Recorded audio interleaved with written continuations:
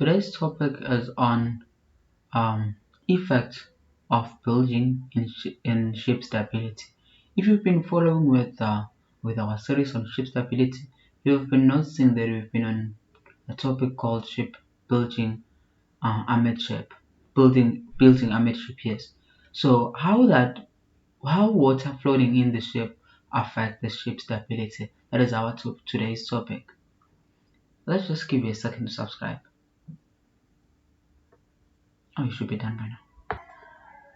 Okay, I'm just going to draw our box-shaped vessel from the transverse perspective. So this is our ship.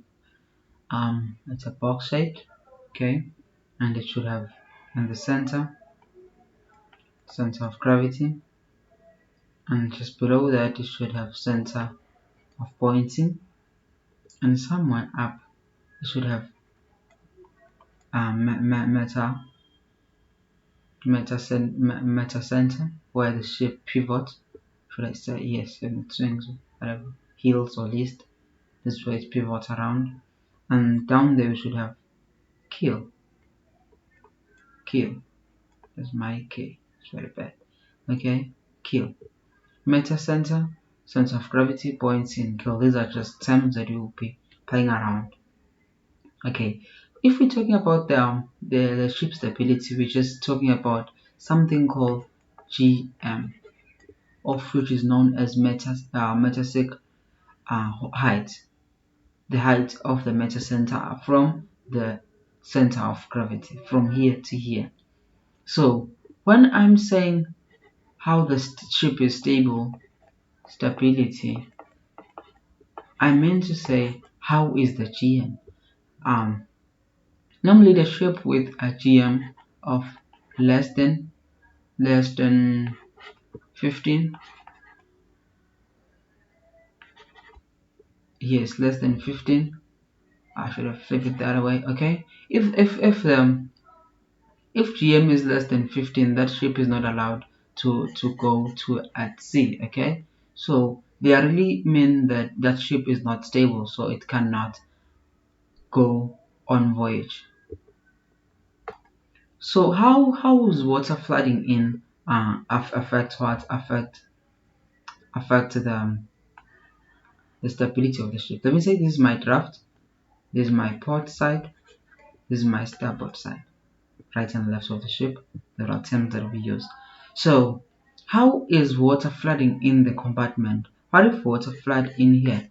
How that affects the how that affects the stability, how that affects the GM of the ship.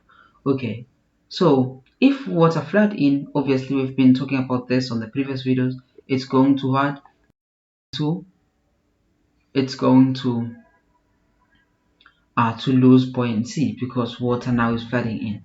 So if you lose buoyancy, obviously our draft is going to add to increase. If draft increase, so then what will then our km will change. K kill to meta center will change. Okay, so but our kg from kill to geometric center, this kg remain the same. Why kg remain the same? Kg is only manipulated or changed if there is loading, shifting, or even discharging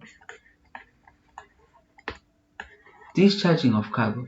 So we all know that for a ship to sink or to rise, few things need to happen. It's either you loading, shifting, or discharging cargo. Okay, but we know that for building cases, we're not shifting, we're not loading, we're not even discharging, but we just lost some buoyancy. So a ship can either sink when there is loss of buoyancy, or maybe there is change in its mass. For our case, ship doesn't change its mass, and the way that it's flooding in, uh, it doesn't add on the mass. So that's why the kg remain the same, because that water isn't isn't part of the ship because it comes in and go. Remember, if we're saying it's built, you meant to say there's a hole and now water are coming in and out. Those water doesn't serve as, or they don't add up any of the displacement of the ship. They just there to take away the buoyancy of the ship. From the drawings, we can see that if we want to get the GM of what we said, GM is said to be what? To be our stability. So when we talk about stability, talking about GM. So to get GM, which one is GM? GM is from here to here, from here to here. So to find this part of what is GM, the stability of the ship, we can, from this diagram, we can GM is this part from here to here, of which that's what define the stability of the ship. So we can get that. To get GM, we could say KM from meta center to the keel. Okay, it's made by KM from here to here. Let me say KM is equal to, from here to here, is equals to, or should I say consists of, GM, this part from here to here, and the remaining part is what? KG plus KG. So now we do know that KG, it's either you have it before you leave the pot. It doesn't change in a case of what? In a case of Bilging, because there's nothing loaded at the start. We already talk about that. So we can now make GM as such a formula. Then we can say GM is going to be equal to, then we take that on another side, then we are going to have KM minus KG. Our kg, we said kg will remain the same because there is nothing changed on the displacement of the ship, but we still have to find what? Km. Where can we get km? We do know that km can also be there if I'm talking, or I'm including something else called buoyancy. So if you've been following very well, this is our first formula, and that it helps us to get this one, GM, of which is the stability of the ship. Then after using this formula, we get to know that we can get kg because we didn't manipulate weight. Still kg still remain the same, I did say that. And now the problem was km, so we could get km from a formula of k transverse km is equal to bm plus kb. But now, where are we going to get this bm and kb? Then we introduce a new formula for kb, of which is just, it's half the draft of the ship. That is going to be your new center of buoyancy. So far, the only thing missing in this thing, or in this equation, is transverse bm.